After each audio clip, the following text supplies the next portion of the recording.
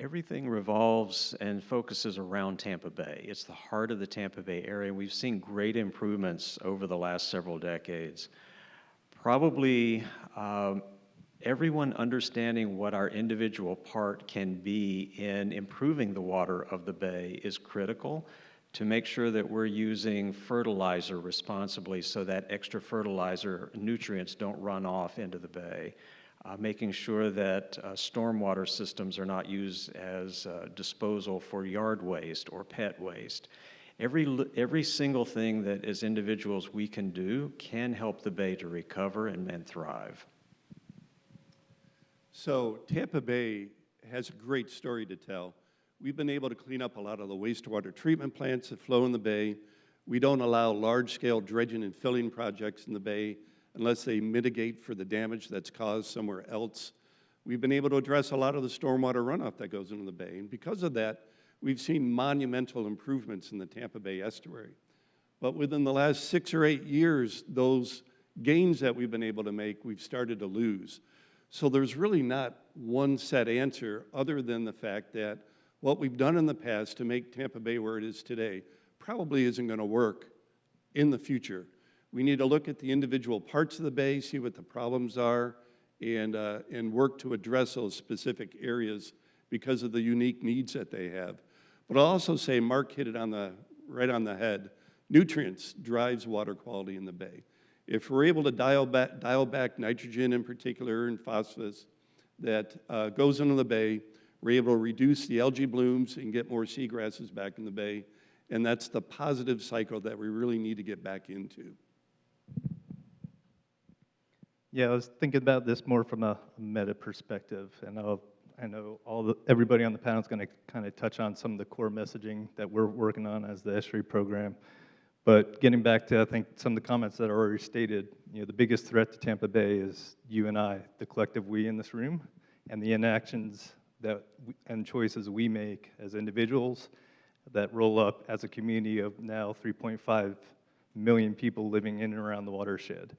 So when you think about we all drive cars, we all are eating the food that is probably coming from fertilized crops, we're all using electricity, we all have homes that displace native habitats that used to filter the rainfall and the stormwater that was falling on our watershed that ultimately ends up in Tampa Bay. So we have personal choices that we can make, and there's collective choices we can make as a community to ensure that we protect the water quality, because we're basically have a water quality debt or burden from all those actions, those collective actions of the 3.5 million people that live in this watershed.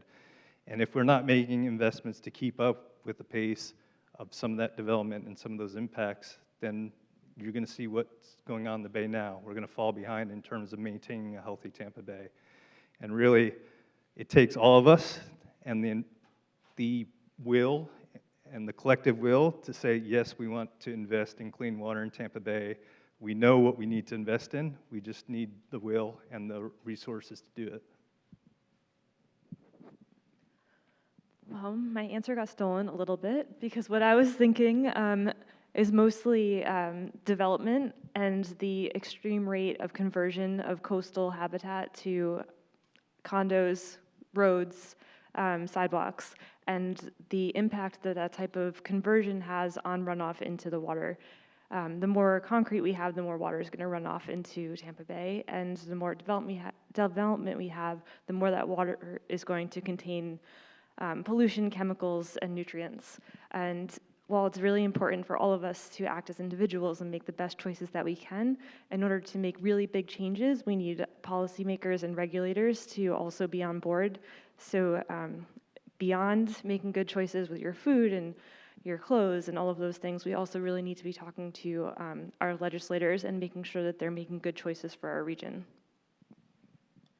Yeah, I mean, coming on the back end of this, I think everybody's really touched on everything, but if you go back to my opening comments, this idea of partnership, and that's really what's required, because I understand where the question comes from, but it's not a single thing. So whether it's, more responsible use of crop nutrients on a commercial or farm scale, or even the fertilizer you use in your home, think of all the development, as Ed said, I don't know the exact number, Ed, maybe you do, but I think every new person in the area produces about 100 gallons a day of wastewater.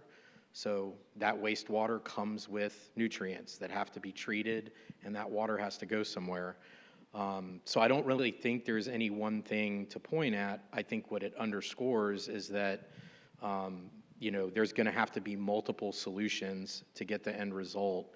And it's going to take pretty much everyone in the community and some political will to start investing in our infrastructure and improvements that maybe we haven't over the last 20, 30 years if we really want to continue to move water quality forward.